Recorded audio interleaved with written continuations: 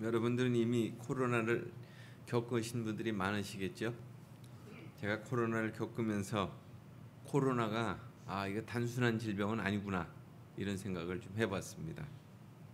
삶을 멈추게 하고 그리고 관계를 단절시키고 그리고 의욕과 어떤 활동들을 다 멈추게 하는 그런 질병이다 이런 생각이 저 나름대로의 어떤 결론이었습니다. 또 개인적으로도 그 질병에 대한 반응이 참 두렵다 이런 생각이 많이 들었습니다. 직장, 학업, 하던 일을 억지로 멈춘다고 하는 것은 그렇게 간단한 일은 아닌 것 같습니다. 코로나로 인해서 생겨난 단어 언택트라고 하는 단어, 그러니까 접촉을 꺼리는 그런 관계의 어떤 대명사가 됐습니다. 언택트라는 말. 그러니까 가깝지만 거리를 두는 사이가 되기도 했고 또 멀리 있지만 가깝게 만날 수 있는 그런 사이로 또 바뀔 수도 있다. 그런 얘기가 이 언택트 아니겠습니까? 이처럼 코로나의 시대를 지나면서 우리의 믿음과 삶의 변화는 많이 일어났죠. 그러니까 삶의 중요한 가치가 자기 자신에게, 개인에게 집중되어 있습니다. 그러니까 이를테면 내가 나를 지켜야 되는 거다 이런 생각이 더 강하고요. 또 관계를 또 소중하게 여기게 됐습니다. 그래서 통화의 시간도 길어지거나 또한 마음을 주고받는 그런 메시지가 계속 오고 가고 있는 거죠. 믿음 생활도 또 함께 할 수 없게 되면서 홀로 기도와 말씀을 대하는 시간이 더 많아진 사람도 있고 그래서 영적인 훈련을 갖는 시간이 더 수월해진 사람도 있고 또 어떤 사람은 그냥 무의미하게 시간을 보내는 사람들도 있는 것입니다. 그렇다면 우리는 믿음을 지닌 사람으로서 어떻게 살아가고 있느냐 하는 거예요. 당위성에 사로잡혀서 내가 살아가고 있는가? 뭐 이런 시대는 이렇게 살아갈 수밖에 없는 거다. 뭐 이런 식으로. 또 아니면 믿는 자로서 정말 예수님 안에서 나는 자유함을 경험하고 있느냐? 자율적으로든 타율적으로든 어떻게 살아가고 있느냐? 그 차이가 우리에게 있다는 것입니다. 그러니까 그리스도인으로서 이끌려가는 삶을 나는 살아가고 있느냐? 아니면 그리스도인으로서 이것이 복음의 세계 안에 있는 것이니까 정말 자유로워 하는 그런 삶을 내가 구가하면서 살아가고 있느냐 하는 겁니다. 그러니까 예수 믿는다는 것은 능동적인 상태로 예수님을 따른다고 한다면 그게 가장 이상적이겠죠. 복음서에 소개된 그 예수님이 제자들을 부르실 때 갈릴리에서 그 어부들을 부르실 때 뭐라고 그러셨어요? 너희는 나를 따라오너라. 그럴 때 그들이 배와 그물을 다 버리고 예수를 쫓았어요. 또 세관에 앉아있던 세리 마태에게도 나를 따라오너라 할 때 그 역시도 예수를 따랐습니다. 그러니까 그들이 붙잡았던 것은 예수님의 행적과 그분의 가르침이었어요. 그것을 따라온 거죠. 그러니까 당시 예수를 믿는다는 것은 결국 예수를 따른다 이것과 같은 의미라고 볼 수 있습니다. 그런데 오늘 우리의 믿음이 제도화된다. 또 내지는 기독교가 공인되는 313년 이후로 예수를 따르기 위해서는 해야 될 그런 과제들이 많이 생겨나게 됐어요. 우리가 무엇을 믿고 있는지 또 믿음의 내용이 무엇인지를 확인해야 됩니다. 또 그리고 그 믿음의 내용을 정말 잘 믿고 있는가, 계속 믿고 있는가 그런 내용들이 계속 점검이 되고 있는 거죠. 그러니까 오늘의 본문은 그런 면에서 믿음에 대한 근본적인 질문을 우리에게 다시금 던져주고 있는 것 같습니다. 그러니까 믿음이 오기 전에 우리는 어디에 있었다고 그랬어요? 율법에 매여 있었다고 그랬어요. 매인바 되고 이 매인바 됐다는 말을 원어적으로 본다면 점진적으로 조여온다 이런 의미거든요. 그러니까 매여 있는 상태가 모세가 율법을 받기 전 때부터 지금까지 계속되어 있었다. 이것을 암시해 주는 말씀이 그런 말씀이에요. 인간이 지닌 종교적인 속성은 의존적입니다. 자신은 가만히 있고 하나님이 다 이루어 주시기를 바라고 있는 거죠. 하나님이 하실 거야. 난 하나님을 믿으니까. 그래서 그냥 하나님이 하라는 대로 하면 인간은 된다고 이렇게 생각하는 거죠. 하나님이 우리에게 주신 자유의지가 그렇게 사용하라고 그렇게 주신 걸까요? 우리가 하나님의 뜻이 무엇인지를 분별하려고 애써야 하는데 그런 것을 하지 않고 그냥 내버려 둔다면 나에게 어떤 일들이 일어나겠습니까? 우리에게 안내자가 된다고 하는 그 율법은 2000년 전 주인집 아들을 학교에 데리고 다니는 초등교사와 같다고 했어요. 다른 번역에는 몽학 선생과 같다고 이렇게 번역하고 있습니다. 이는 그리스도에게로 인도하는 선생으로서 율법의 한계가 그러하다, 딱 이렇게 한계를 지어주는 그런 말씀이에요. 초등교사에 해당된다고 하는 그 헬라어 파이다 고고스라고 하는 그 말은 아이를 돌보는 자, 또 내지는 어린아이에게 시중 들은 자, 그런 의미로 6세에서 16세까지 아이를 돌보는 노예 신분의 사람을 얘기할 때 파이다 고고스라고 이렇게 얘기합니다. 이들은 가정교사로서 가정의 예법을 가르치고 또 아이가 학교를 오고 갈 때에 인도하는 노예로 그렇게 이해되는 신분입니다.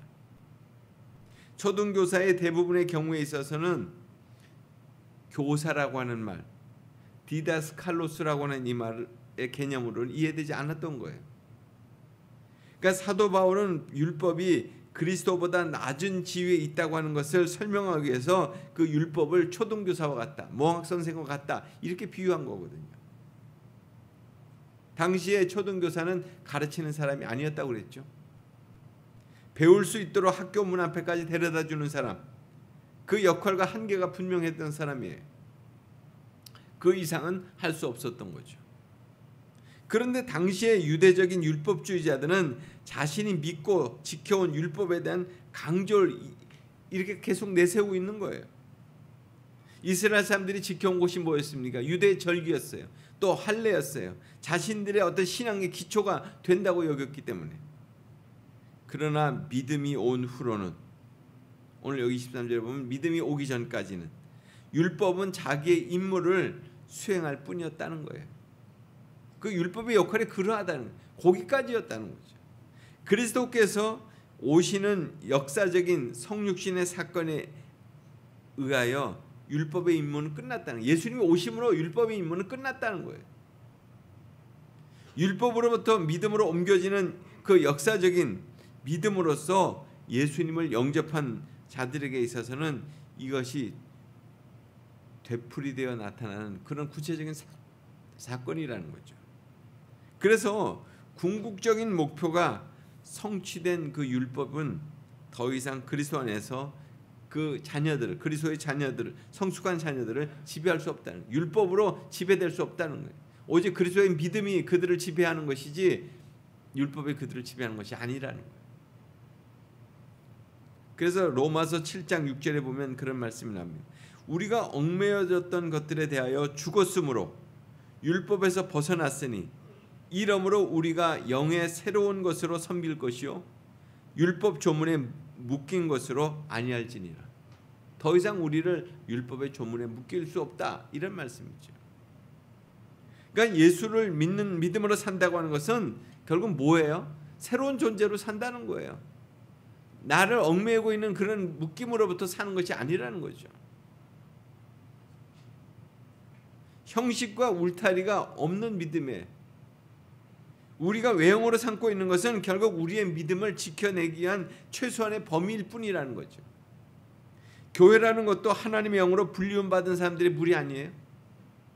더 이상 우리가 초등학교에 어떤 율법의 지도 아래 있는 그런 사람들이 아니라는 거죠. 우리가 여기에 와야 되는 거, 교회에 와서 예배 드려야 되는 게 어떤 율법적으로 그렇게 정해진 것에 의해서 우리가 여기 온 것입니까? 하나님을 믿는, 예수님을 사랑하는, 성령의 인도함 받고 오늘 여기 온 거 아니에요?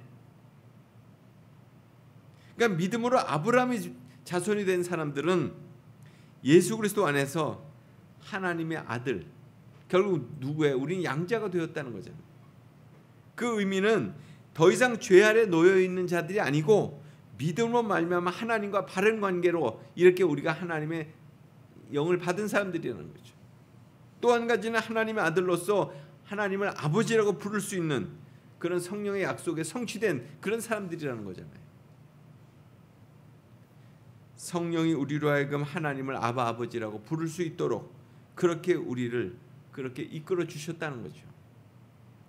그러니까 하나님의 자녀가 된 증표로서 우리는 또한 세례를 얘기합니다.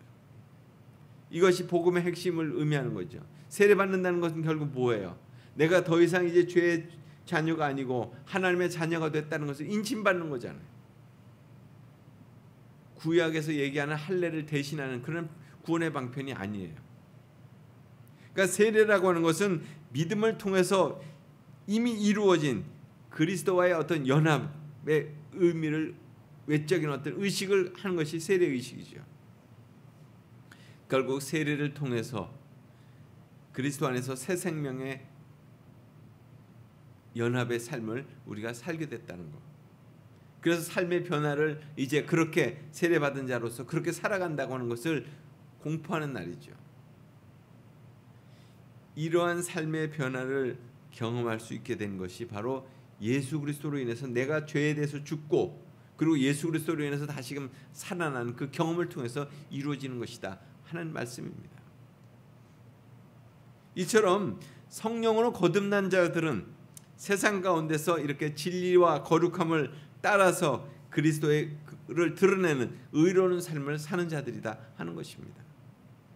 오늘 여기 말씀의 마지막에도 보면 그리스도로 옷 입는다는 말씀이 나옵니다. 세상의 정욕과 썩어져가는 옛사람들을 벗어버리고 하나님의 전신갑주를 입는 것, 구원의 옷을 입는 자로 그렇게 살아간다는 말씀을 하고 있어요. 그래서 그리스도 예수 안에서 우리가 하나이다라고 말씀하고 있는 것입니다. 믿음으로 말미암아 그리스도와 연합된 자로서 우리가 그리스도의 몸을 이루는 지체가 되어서 우리가 함께 살고 있다 하는 거예요. 그래서 그리스도에게 속한 자면 약속대로 유업을 입을 자다 이런 말씀이죠. 그러니까 유대주의자들은 율법을 통해서 유업을 이룰 수 있다고만 생각했습니다. 그것을 지켜야만, 유대인이 되려면 할례를 받아야만, 절기를 지켜야만, 그래야만 아브라함의 자손이 될 수 있다고 생각했어요. 갈라디아 교회들은 계속 그것에 대해서 계속 영향을 받았던 거죠. 그런데 오늘 바울은 그런 부분들을 정면으로 지금 돌파하고 있는 말씀이에요. 유대주의자들이 그런 관념에 사로잡혀 있는 것들에 대해서 지금 아브라함의 믿음을 얘기하면서 그것을 지금 지난주에 그것을 분명하게 정리해 주었죠.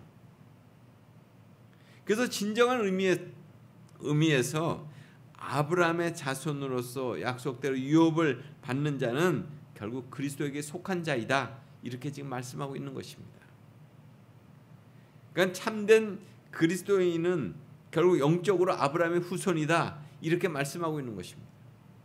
그러니까 하나님을 믿는 믿음으로 구원 얻는 사람들이기 때문에 그러하다 그런 말씀이죠.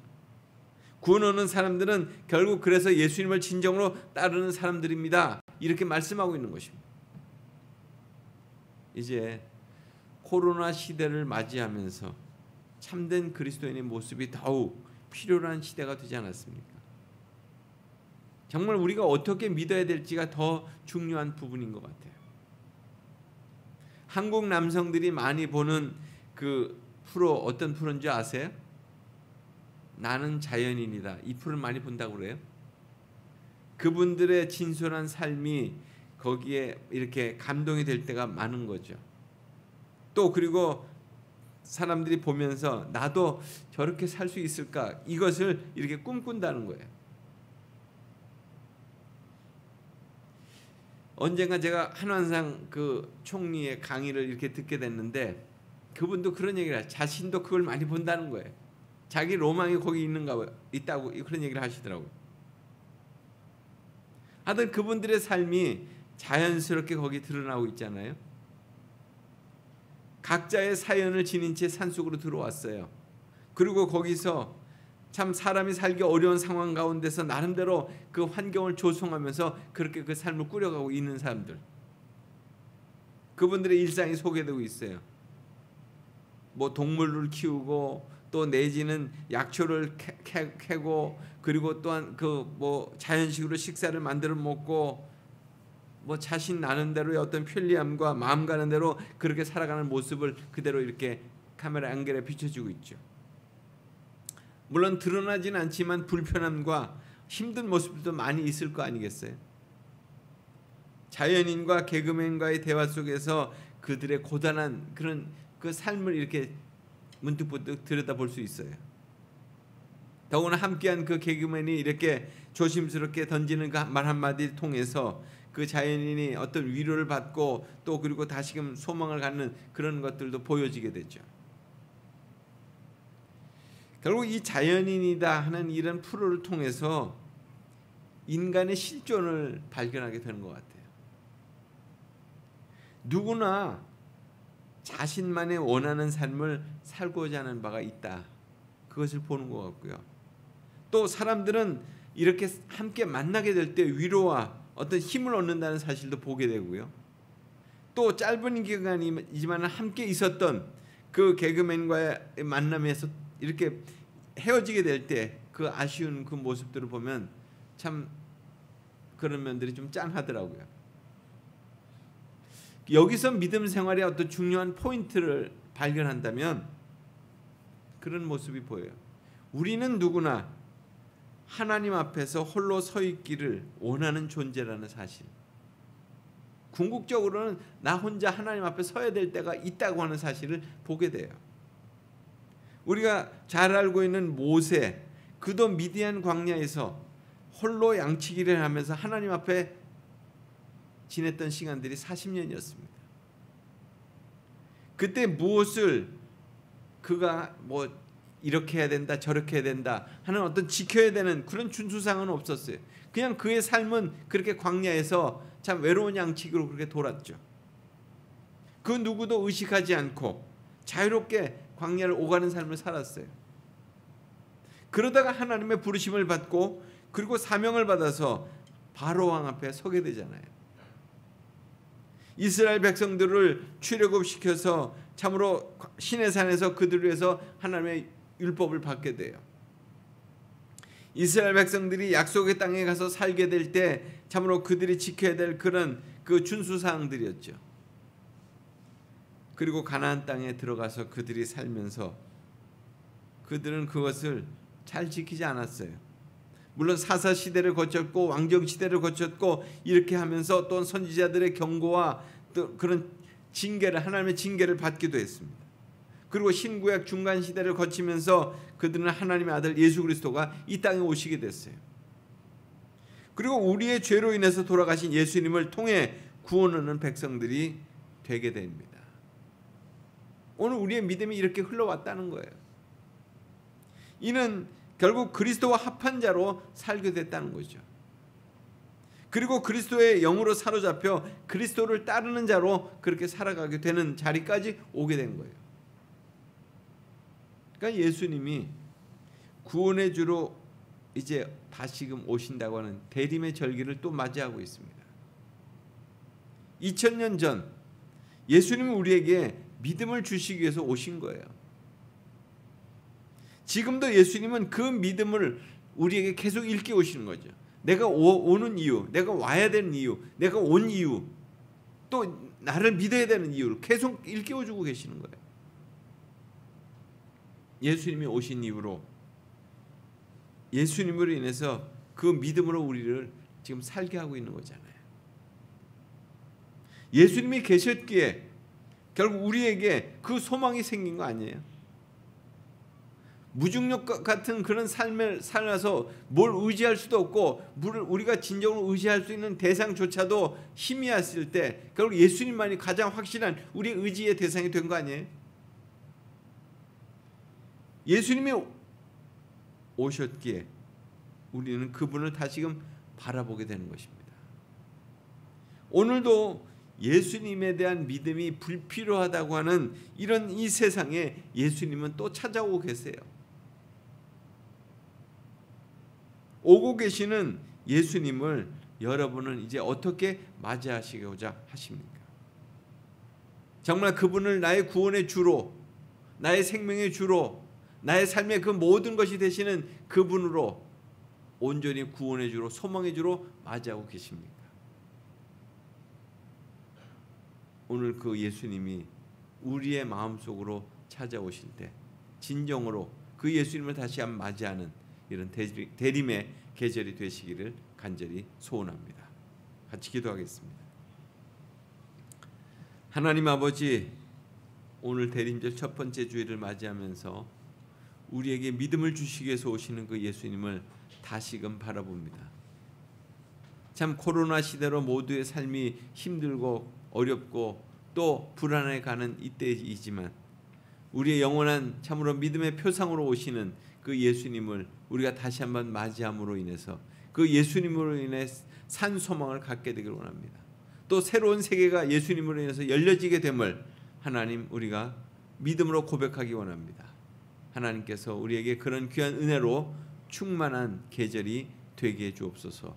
예수님 이름으로 기도드리옵나이다. 아멘.